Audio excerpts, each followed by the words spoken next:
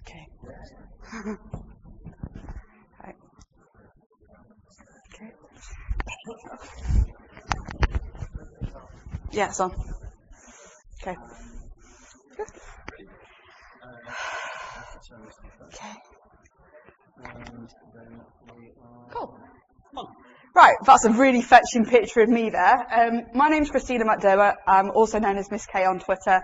And most people who know me as the foodie lady because I'm a food blogger and a freelance food writer, as well as a digital marketing person for Lipper. These are a number of the websites that I write for. I'm food and drink editor of Domestic Sluttery, which is one of the top 50 blogs in the country. I write for The Independent. I have my own food blog called Little Red Courgette because I quite like the colour red. And people ask me, why blog about food? And the main thing is, why not? If you enjoy food, I genuinely think it's the best fun you can have with your clothes on, and people do genuinely also sometimes send you free gin. I got a box full of steak the other day. Hey, who can argue with that?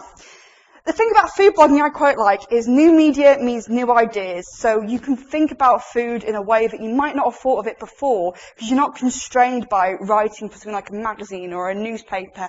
You can get out there, you can maybe live tweet a meal that you're eating. Anonymity as well.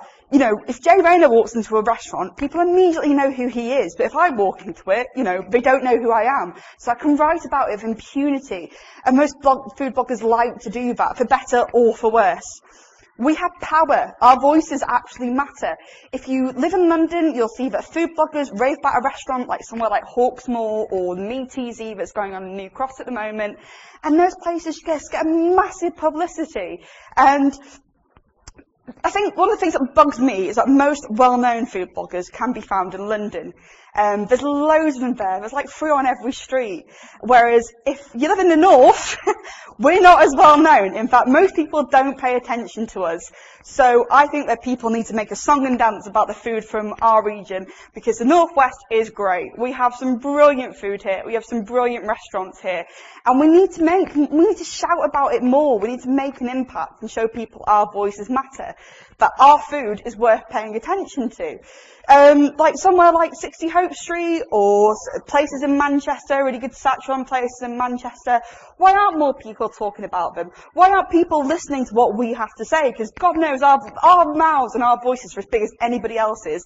Also, there's restaurants in Liverpool with Michelin stars. There's a place on the Wirral that's got a Michelin star and a place in Chester. I think the place in the Wirral's called Linen or something like that. I'm really crap at remembering names, so I apologise in advance.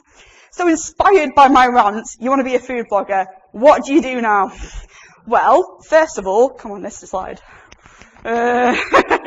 You need to be inspired. You need to think about what you're going to cook, what you're going to do. Do you want to do recipes, restaurant reviews, or both? I would say do both because it gets a nice mix of content on there. And also you can be really bitchy about places that you don't like, which I think is part of the fun of food blogging, really. You need to have quality content. Don't just repeat what everybody else is saying, because the thing that pisses me off when I go to food blogs is seeing 50 places or 50 bloggers writing about the same thing. I want a bit of diversity. I want something different. I don't want to hear about the one restaurant. Develop your own voice. Be distinctive. What is it about your voice and what you have to say that makes you different to everybody else? If you're parroting somebody else, but what's the point? I might as well go and read somebody else, you know? I like to think I have quite a distinctive voice. Invest in a decent camera. Don't use your iPhone. I break this rule all the time because I'm really lazy and the camera I have at home is a bit crap and belongs to my boyfriend. But really, seriously, pay money to get a decent camera because it makes a difference. Don't be afraid to be different, as you'll see from my lovely disco image here. Possibly one of my favourite pictures ever. But look, they're different. They're having a party. Woo! So, you know, embrace what it is about your area that makes you different. Blog as often as you feel comfortable with. Don't feel you have to blog every single day. It gets a bit boring, you run out of ideas, and the main thing is you want to keep it fresh. You want people to keep going back. You want people to rave about you and say, hey, they've got something to say that's really worthwhile and really good about their area. And interact and promote. Cross-link. Talk to other food bloggers. Pimp your stuff out on Twitter. Pimp it out on Facebook. Just be really annoying. Because it's what I've done, and I've managed to make a decent career out of it. And have fun. Don't think blogging or writing about food is a chore. You know, enjoy it. Experiment. Be innovative. And just have a really good time. And it's brilliant. Thank you very much.